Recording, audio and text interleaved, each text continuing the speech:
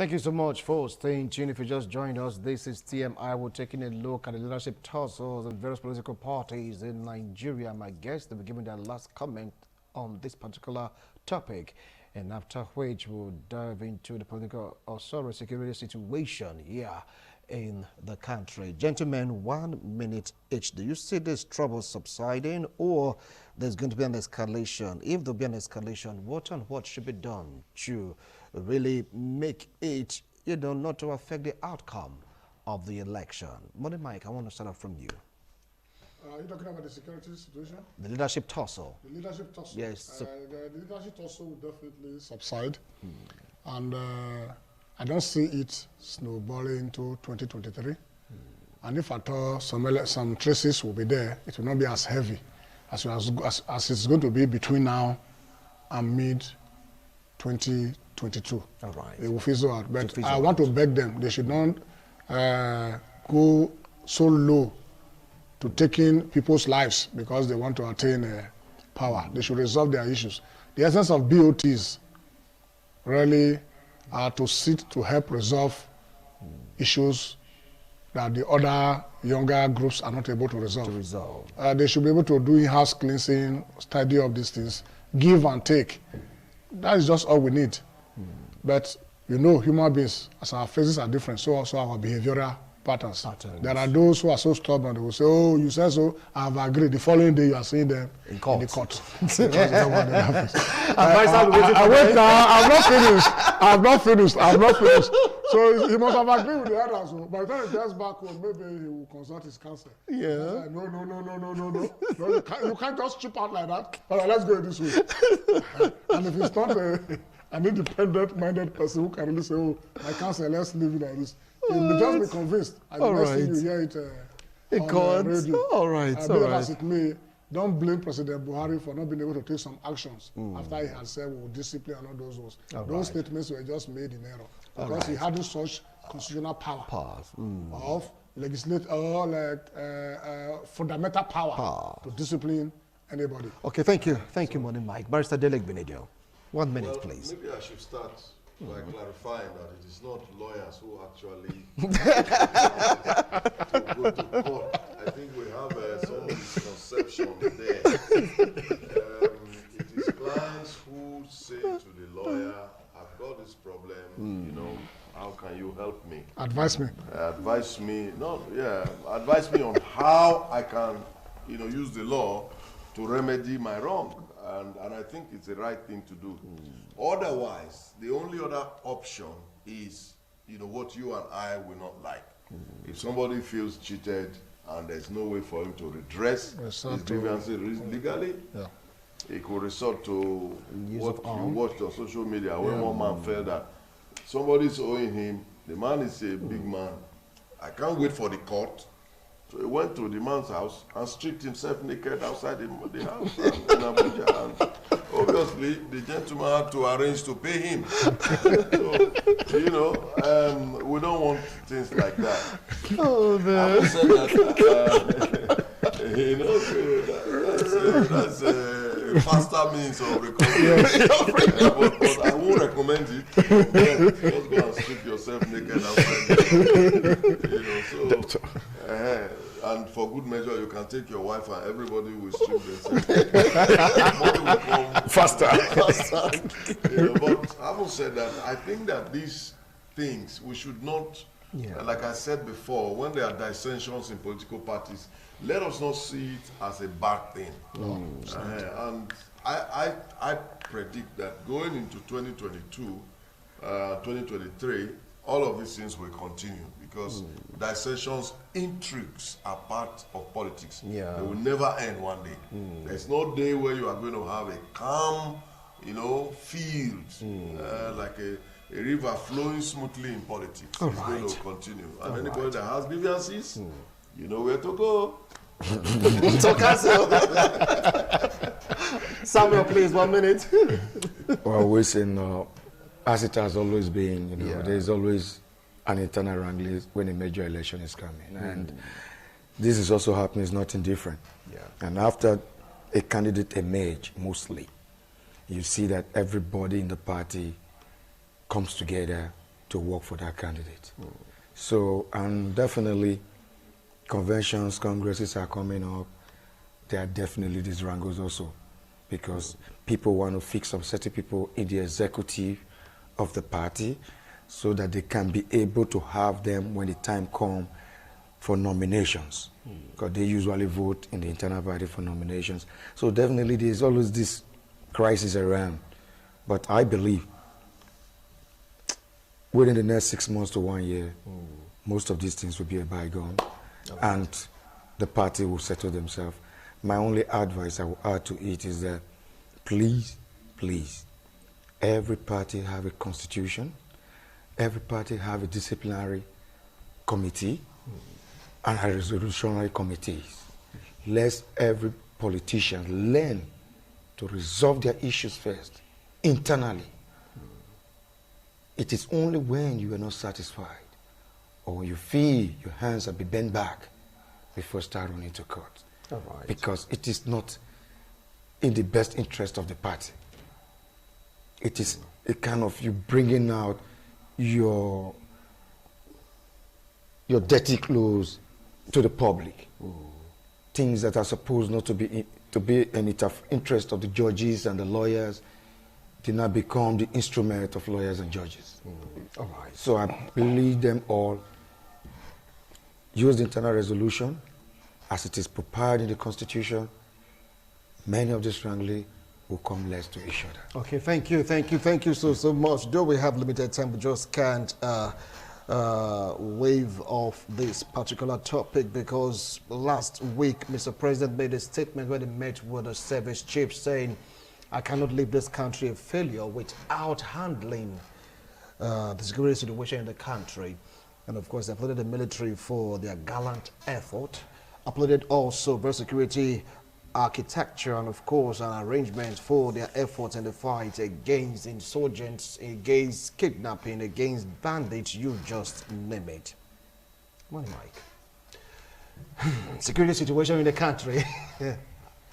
Still very, very alarming. Still very, very alarming. Very alarming. Still very, very, very alarming. But I say they are doing well this time around. Maybe in the northeast where some persons are surrendering. Now some people are surrendering in the northeast. Doesn't make it look like Nigeria is beginning to become now. There are still elements of Boko Haram and ISWAP everywhere in the northeast. But we are grateful to God that many are beginning to surrender. But reintegrating them into the society, like those that surrendered before that they reintegrated, many of them went back to the Sambisa forest. I don't know what they are putting in place now to be able to train them. If what happened in Afghanistan recently is anything to be comparable, where a national army of over 300,000 decided to pretend not to see and pretend not to hear, and an invasive army came with less than 80,000 and took over the entire country. To what extent are people really cooperating? Nigerians cooperating with the military. But what the president said recently went further to lend credence to the fact that Nigerians have been apprehensive of the non-existence of synergy within the armed forces. And with what we are seeing, they are beginning to sing the Hosanna song that they are cooperating more now, which means in the past they were not cooperating. Then those armed forces leaders who were in the hem of affair that were being called upon to resign and didn't resign, President kept, and now they are ambassadors. Is it that Mr. President wasn't aware, or is now he's getting to know better? Above all, what is important is that we want peace in Nigeria. Banditry, has it stopped? It's escalating. It's escalating by the day. All those school children they have adopted, have they released them? Most. They are not released. More are being adopted. Some few days back, it happened in Zamfara. And listen, I will tell you, I'm not a security expert. I am telling you, those people they are calling bandits are not bandits to me. They are Boko Haram elements who have decided to spread out. All the millions, the tons of millions they are using to release these children. The money is where are they going to? They are not using it to buy bread and butter. It's either they are using it to rearm themselves, or the people who are hiding somewhere funding this so-called insurrections here and there are making good fortune out of it. And yet somebody is saying all is well. We are not near it at all. Benin Auchi Road, from here to Abuja, it's not safe. Go to airport and see the rush, the manned rush, underline the word manned rush, for tickets. How many ordinary Nigerians will be able to procure tickets to fly? From here to Lagos, you will see roadblocks. From here to Jabode, you will see roadblocks almost 100. But incidents are still happening. From here to the east, the same thing. No single place in the whole of this federation is safe. From here, just take Benin down to Abuja, Abuja to Kaduna, Kaduna to Kano, up to Sokoto. No place is safe. And we are saying it's Uhuru. We are not even near Uhuru at all. Okay. We are not even near, not even 1%. Okay. Just calm down, Money Mike. I will come back to you. Like what you rightly said, Boko Haram members, they are surrendering. They're saying enough of all this kidnapping, all these fights against the state. We want to embrace peace. Barrister Delek Benidio. Yes. Yeah, with the surrendering of this Boko Haram element, some of them, do you think that is like a pathway to finding lasting peace in Nigeria? Well, unfortunately, it's a dark period in the history of this country. We've never had it so bad. And I'm not quite sure, whether the president understands, with all due respect, that where we are. Barrister. No, my comments are always moderated. I moderate because I understand the impact of words. But if I say I am not quite sure, and I'm talking about myself, I'm not sure that the president understands where we are. Because if he's giving kudos to the security chiefs, then it's a cause for worry. Because this is a celebration of mediocrity. Yes. Start with our police force. Nigerians now do prefer to go to vigilantes than to go to the police. If you want to do anything now, you want to organize an occasion now, Nigerians would prefer to get vigilante people there than to go to the regular police. And police now rely on vigilante to apprehend criminals and bring for them. So it's just these are things that are in the open. We don't want to talk about them because we want to be politically correct. We want to get contracts. We don't want to offend people, but our people are dying every day. Our people are being kidnapped, and you can't rely on our security architecture. I don't know who is in charge of security in Nigeria now. How can you say you don't know? I don't know. It's the commander-in-chief. It's the commander-in-chief, Mr. President. You see. No. Well, look,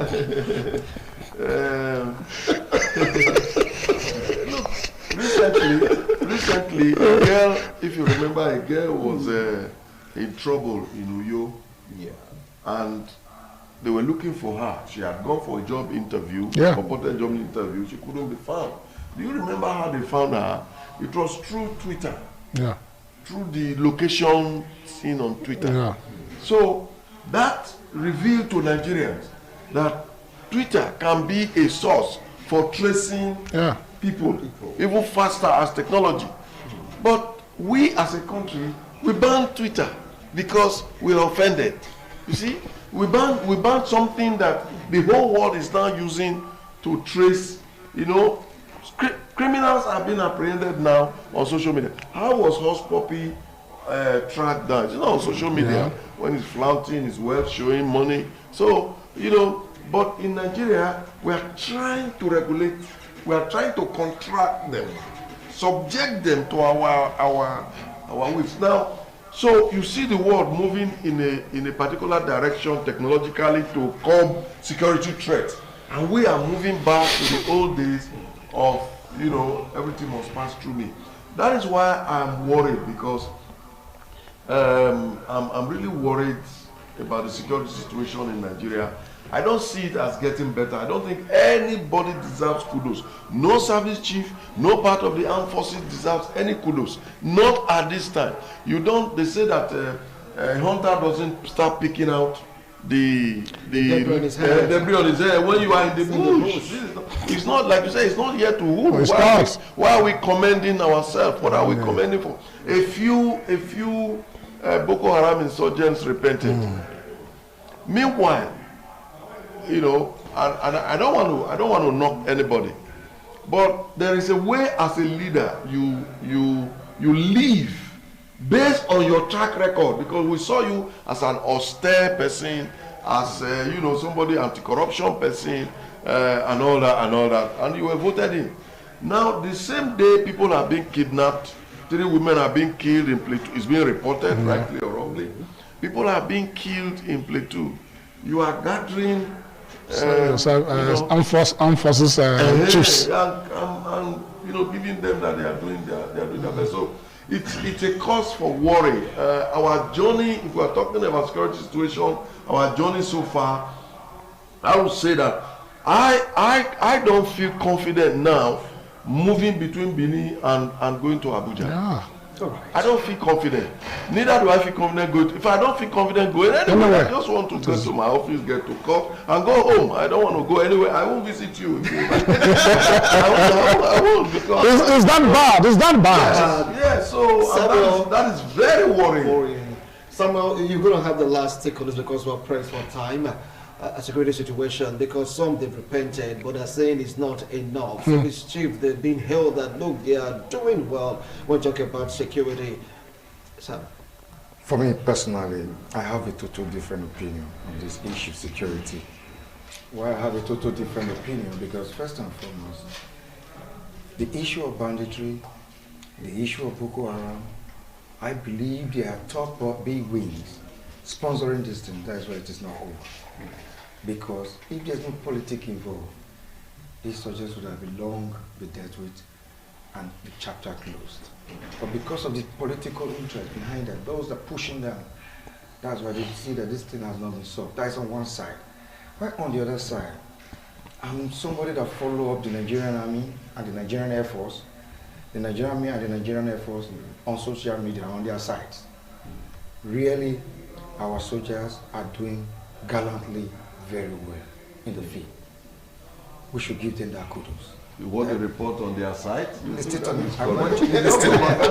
You listen to me. Hold on, he has That's your opinion. It's my opinion. Yeah, From our submission, that's my opinion. You are entitled. We are doing very well. All right. Good. If they have the issues that the service chiefs are not giving them that motivations, definitely you will see them backing off. Like that is where you see some running away from the field, from the battlefield, some going to abroad, some going to neighboring countries to take refuge because they don't want to fight no more. But I believe because of bad politics. Right. That is why the insurgent is still existing. Is this thing okay? Whether Thank banditry or whatever it is. Yeah. The only other aspect I still like that we are doing very well right now is the domestic crime. With the help of the vigilantes, we have able to solve a lot of domestic crime. Thank you. This topic so we is should also continue. give them kudos as well. Yes, this topic is a continue, but we're pressed for time right now. Time is up, gentlemen. I appreciate all of you. Wonderful opinion. I know you have so much to say about this particular topic, but we have to stop right now. I appreciate all of you. Thank you so much. Well, the opinions they express is there. It has nothing to do with ITV, but we did our best possible to follow rules and regulations governing the airwaves. That is what we are all about. Thank you so much for being a part of it. Remember, Nigeria is for all of us. Bye for now.